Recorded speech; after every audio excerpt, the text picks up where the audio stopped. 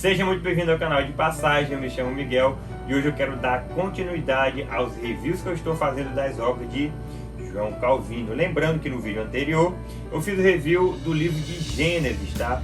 Lançado pela editora Cleary em 2 volumes. Caso você ainda não tenha visto, dê uma olhadinha lá no canal lá e compre aquela obra lá que tá muito top. Mas vamos a esta obra aqui, são as obras do Novo Testamento, tá? Lembrando que ainda não temos disponíveis todos os comentários de João Calvino sobre o Novo Testamento, mas a maioria deles estão aqui, que foram lançados pela editora Fiel. Espero que você aprecie esse material, compre livros e se aprofunde nas escrituras sagradas. Vamos ao review. Da linda pátria estou bem longe.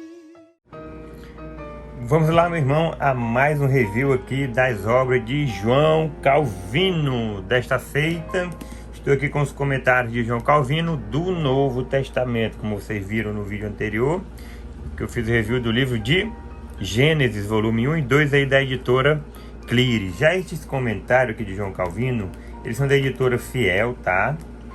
São da editora Fiel e não estão completos, tá? Eu não sei se o João Calvino ele comentou sobre todos os 27 livros do Novo Testamento ou não, mas o que eu tenho aqui são os que já foram publicados da editora Fiel do Novo Testamento. Temos aqui, ó, João volume 1, 2 Coríntios, as cartas pastorais. Nós temos aqui Gálatas, Efésios, Filipenses e Colossenses. Temos aqui Romanos. Temos aqui João volume 2. Temos aqui Hebreus e aqui as epístolas gerais. E aqui em minhas mãos o livro de 1 Coríntios, que eu irei mostrar para vocês, tá? Aqui, como vocês podem ver, a lombar dele é um livro de brochura, tá? Capa brochura, capa simples, só que bem bonito, achei muito top essa capa. Folhas amarelas, tá? De boa leitura, letras aí, ó, maravilhosas, iguais aos comentários lá de João Calvino de Gênesis. Letras confortáveis, tá? E neste review eu quero fazer a mesma pegada do review anterior, que eu quero mostrar para você qual é a opinião do autor em determinados assuntos aí que se tornam até um pouco polêmicos, né? Entre aspas, onde muitos têm uma interpretação, eu tenho uma interpretação, você deve ter a sua, mas nós vamos entender aqui qual é a posição de João Calvino. Desta vez, eu não vou falar agora, vou primeiro mostrar a estrutura do comentário e depois eu vou falar sobre o que eu irei comentar hoje, que eu irei mostrar sobre os pensamentos de João Calvino, tá? Vamos lá a obra então. Tá aí, como eu acabei de falar, é um material de brochura, tá? Temos aqui uma orelha. Esta carta está saturada do mais importante ensino, pois contém várias discussões de temas gloriosos. Por esta razão, neste meu comentário, esforcei-me por fazer uma exposição fiel desta epístola de Paulo, a qual não é menos difícil do que em extremo valiosa. Tenho deveras labutado com a máxima diligência para que a obra seja do mais elevado valor para a Igreja de Deus. Que trabalho fez esse grande homem de Deus, né? Pois nós sabemos que aqueles que se esmeram no estudo é um trabalho árduo, né? Para conseguir tempo, material, para juntar todo o material e fazer um comentário desse. Então, espero que você seja aí instigado a comprar esse material e aprender também com o grande reformador João Calvino, tá bom? Então vamos lá, temos aqui uma imagem aqui de João Calvino. Aqui folha de rosto e aqui nós temos o sumário. Os sumários são bem simples, tá? São divididos por perícopes, ou seja, por alguns versículos que ele vai comentar, tá? Aqui nós temos, ó, o capítulo 1 e as divisões por versículos. Aqui também, ó, a estrutura dele é mais ou menos essa, tá? Mais ou menos não, é esta. Aqui nós temos o prefácio em português, de nada mais, nada menos de Augusto Nicodemos Lopes. Tá, vou deixar aqui, ó, caso você queira ler, só dá uma pausa aí, que eu não vou me atentar muito a estes detalhes aqui para não ficar muito longo o review, tá? Aí, e aqui. Pronto, vamos passar aqui. Vamos ver se tem alguma dedicatória. Tem sim. Como eu falei no review anterior, João Calvino tinha esse costume de sempre quando fazer um comentário, ele dedicar a determinadas pessoas, né? Vamos ver a que ele dedicou essa daqui. Ao muito ilustre varão Tiago, senhor da Borgúndia, de Falais e de Breda e etc. Aqui temos a roda de rodapé, vamos ver o que é que tem aqui. Após 1551, esta dedicatória foi suprimida das edições do comentário em decorrência da disputa que suscitou entre Calvino e o senhor de Falais sobre Belzec. Mantemos-la aqui porque a segunda dedicatória faz alusão ao incidente. Aí as tretas da época, né? Então a dedicatória, como vocês podem ver, essa já é um pouco menor, né? Aí temos uma segunda dedicatória.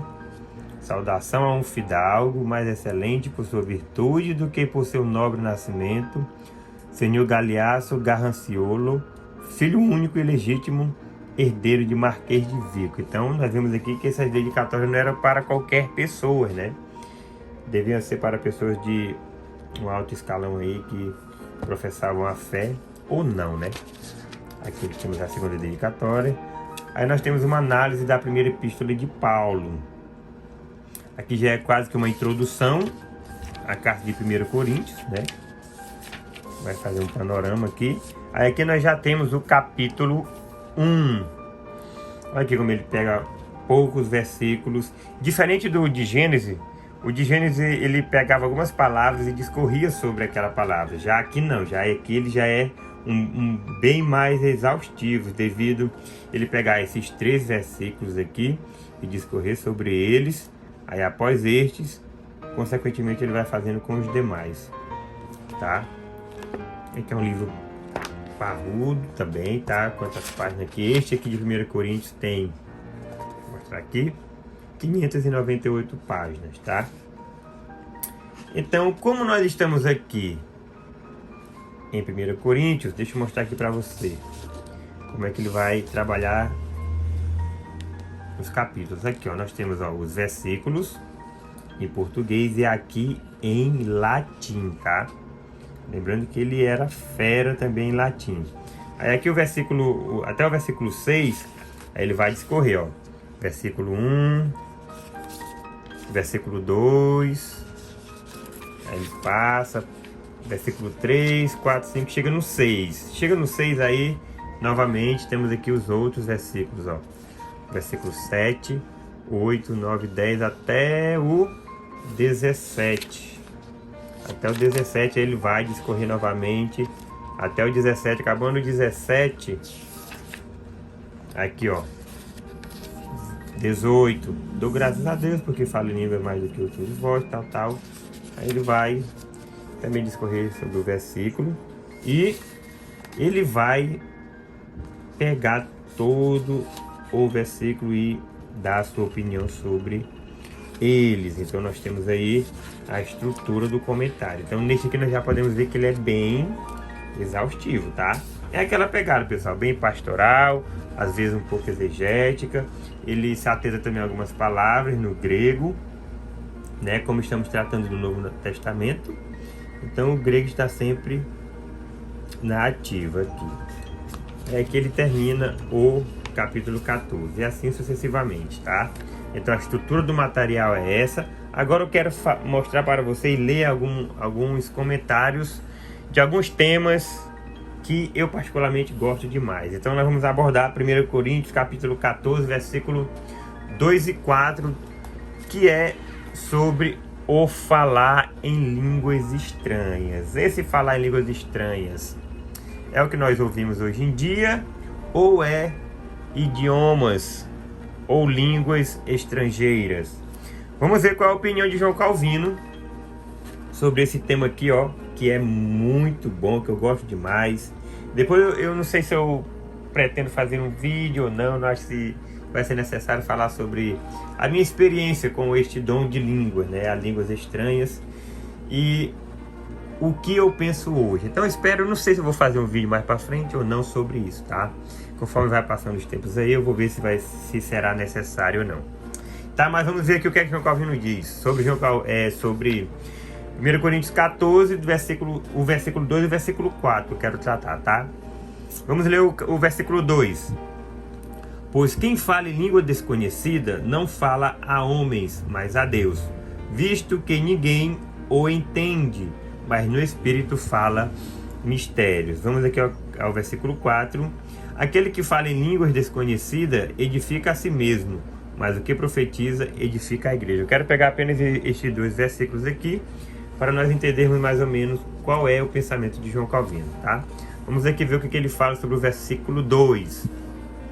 Pois quem fala em língua desconhecida não fala aos homens. Essa aqui é parte do versículo, tá?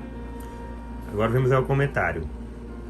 Ele agora mostra pelo efeito por que preferia a profecia aos demais dons e a compara com dons de línguas, no qual é bem provável que os coríntios excedessem, visto ser o mesmo mais ostentoso.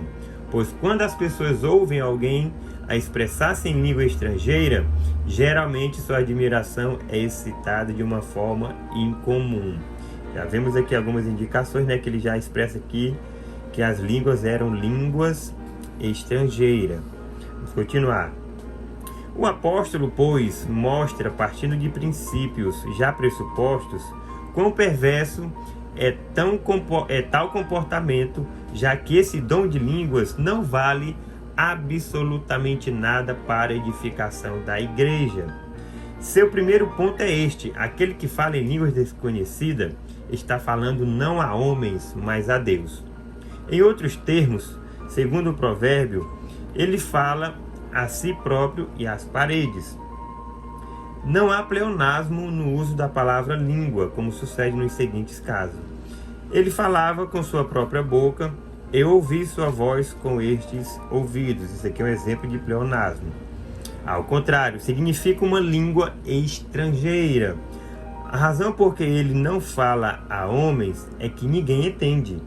Ou seja, as palavras não podem ser distinguidas, pois os ouvintes ouvem o som, porém não entendem o sentido da linguagem. Então nós temos visto aqui, né, que eles concordam que eram aquelas línguas faladas lá em Corinto eram línguas estrangeiras, idiomas, né?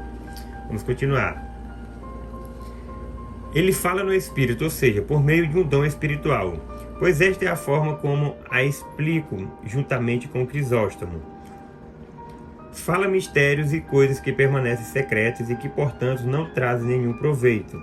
Crisóstomo aqui toma mistério no sentido positivo, como sendo revelações extraordinárias de Deus. Quanto a mim, porém, considero o termo no sentido negativo, como certas expressões ininteligíveis, confusas, enigmáticas, como se Paulo houvesse escrito. Ninguém entende uma só palavra do que ele diz. A pancada aí é grande. Vamos aqui ao versículo 4, ver o que é que João Calvino nos diz. Aquele que fala em outra língua edifica a si próprio. Ele afirmou no versículo 2 que uma pessoa que possui este dom, estamos aqui, que uma pessoa que possui este dom fala a Deus. Agora, porém, diz que ela fala a si própria. Não obstante, tudo que se faz na igreja deve visar ao benefício comum. Fora, pois, com toda e qualquer ambição que desencaminha, a qual propicia que se ponha obstáculos no caminho daqueles que precisam ser beneficiados. Além disso, o apóstolo está falando aqueça de concessão, pois quando a ambição derrama um dilúvio de linguagem bombástica deste gênero, o coração se sente carente de auxílio. Todavia, é como se o apóstolo estivesse destacando as pessoas exibicionistas, as quais só se preocupam com suas próprias pessoas e não nutrem nenhum interesse pelo crente quando se acham reunidos em assembleia. Então nós vemos aqui João Calvino dando uma advertência em relação aos dons, né, que são estritamente de uso comunitário para a igreja, né? Nunca somente para sua autossatisfação, pois sabemos que Em 1 Coríntios mesmo fala que aquele que fala em línguas, ore para que interprete. Por que Paulo falou isso?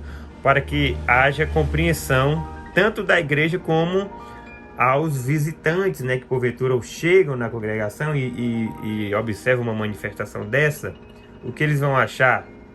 O próprio Paulo discorre, eles vão achar que são loucos, né? E os próprios visitantes, ou seja, os incrédulos, não vão entender o que aquelas línguas que estão sendo faladas têm a ver com eles, sendo que se estas línguas estranhas forem interpretadas, aí sim, tanto a igreja será edificada, como também os visitantes, né, os incrédulos. Então aqui nós temos visto a posição de João Calvino sobre o falar em línguas. Eu espero que com essa pegada assim que eu estou fazendo, mostrando qual a opinião do autor sobre determinados tempos ou sobre determinados temas, estejam sendo proveitosos para vocês, que é para você já saber qual é a pegada do autor sobre os comentários, tá bom?